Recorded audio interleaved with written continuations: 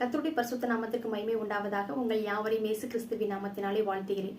சங்கீதம் 119 அதிகாரம் 105 உம்முடைய வசனம் என் கால்களுக்கு தீபமும் என் பாதைக்கு வெளிச்சமா இருக்கின்றது. இன்று உங்களுடைய வாழ்க்கையில நீங்க அநேக விதமான பாதைகள்ல உங்களையே அறியாம நீங்களா ஒரு போக்குல நீங்க போய் கொண்டிருக்கலாம்.